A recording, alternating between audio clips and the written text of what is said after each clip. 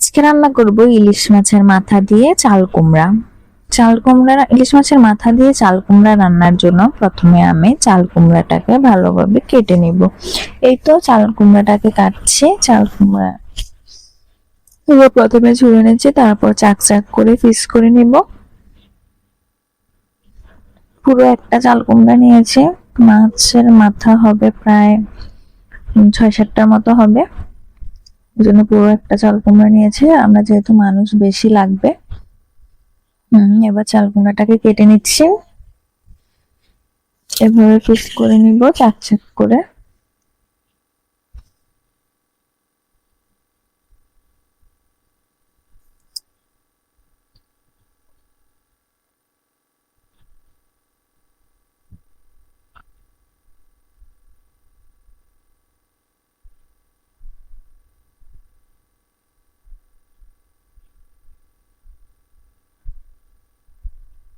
চাল কুমড়ার বিচিগুলো ফেলে দিতে হবে।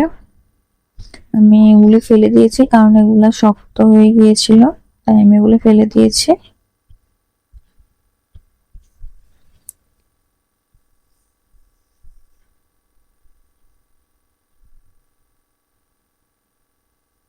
চাল কুমড়া কাটার আগে আমি ইলিশ মাছের মাথাগুলো লবণ, হলুদ, মরিচ দিয়ে মেখে রেখেছি।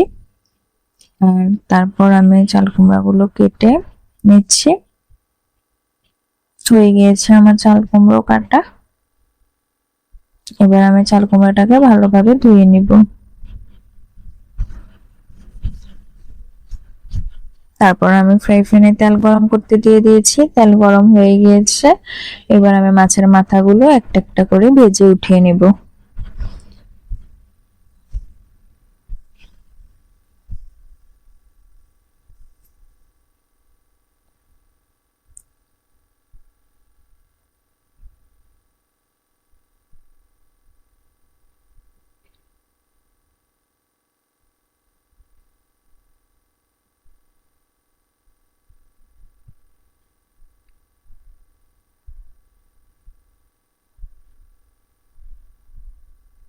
মাছের মাথাগুলো আমি অন্য আরেকটা চুলায় নিয়ে গিয়েছি, আর এই চুলায় আমি চাল কুমড়াটা কষিয়ে নিব। চাল কুমড়াটা কষানোর জন্য আমি প্রথমে জিরা 1 চামচের তেল দিয়ে, তেল গরম হওয়ার পর 1 চামচের মতো জিরা আর একটা তেজপাতা ছিঁড়ে দিয়ে দিয়েছি সম্বারের জন্য।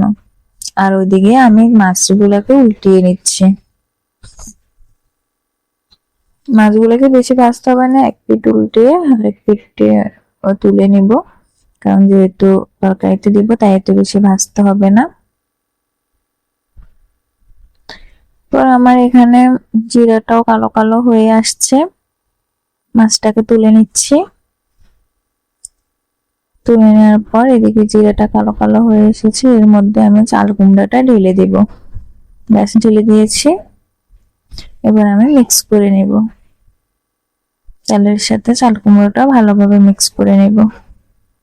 ওখানে যে এক্সট্রা তেলটা ছিল ওইটা দিয়ে দিয়েছি।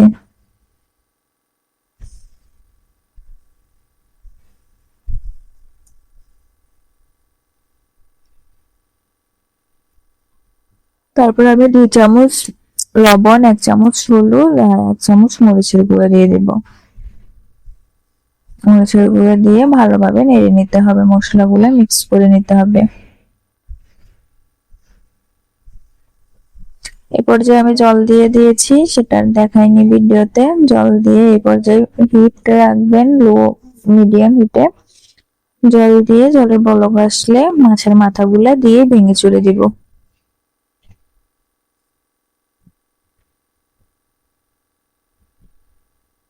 এই তো মাছের মাথাগুলা দিয়ে দিয়েছি। এবার মাছের মাথাগুলো একটু ভেঙে চুরে দেব। ব্যাস, হয়ে গিয়েছে আমার চাল কুমড়া দিয়ে ইলিশ মাছের মাথা।